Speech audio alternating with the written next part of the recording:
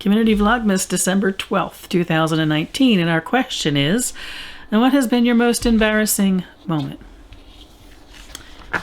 I swear, and I'm sure others of you are going to say the same thing, my life has been a series of embarrassing moments. Yeah. One after the other, it seems, in certain periods of my life. When I was young, when there was an embarrassing moment, I used to, oh my gosh, it would just, I'd be so upset and embarrassed. I want to go hide. Somewhere along the way, by the time I was in my 30s, it's like, oh well, another embarrassing moment. I would laugh and shrug and deal with it. Embarrassment became very fleeting in nature the older I got. Actually, two things came to my mind, and neither of them is a long story, so I thought I would share them both, even though I think I have it down here, your most embarrassing moment. I have two. I was totally and completely in love with my high school history teacher. No, this is not my civics teacher, Mr. Yolduzian.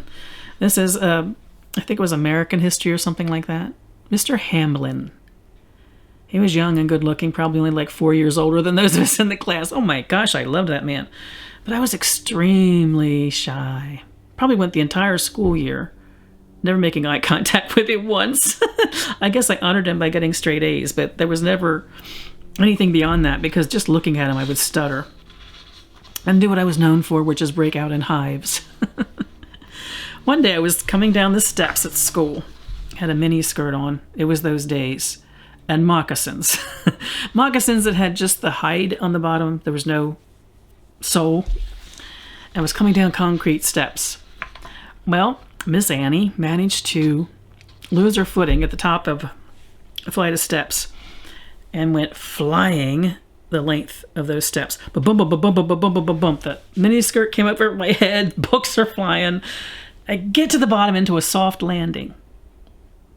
And it was Mr. Hamlin who caught me at the bottom. And there I was, where? In the arms of my beloved. All I remember at that point is I started crying, and he thought I was hurt.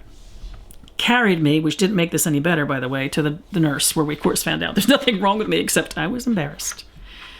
And then I was in my 30s, and I had a side job where I was typing a book on behalf of an author. And the book might not sound like it was really interesting to type. It was about Pennsylvania Railroad. And the founder, CEO person who was the most influential in the history of that railroad. A fascinating Quaker gentleman whose life history was just amazing. I loved typing that book.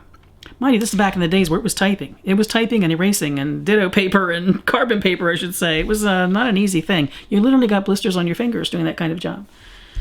And I really, the man's story was so inspirational, so absolutely inspirational. So anyway, I was at the author's house.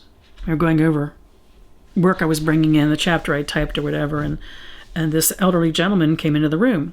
And the fellow who was the author of the book looked up, and he says, "Oh, hi, so-and-so," saying the name of the man that the book had been about.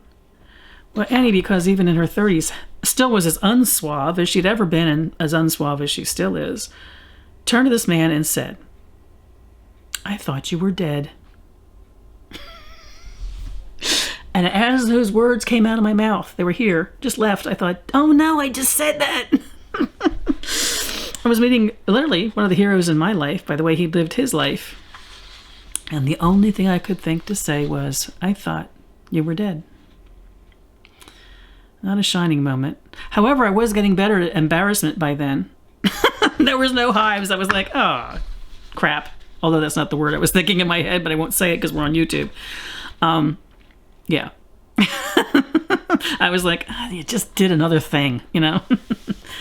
I thought I would share those two things because really they were kind of light-hearted. Actually, they were kind of fun memories.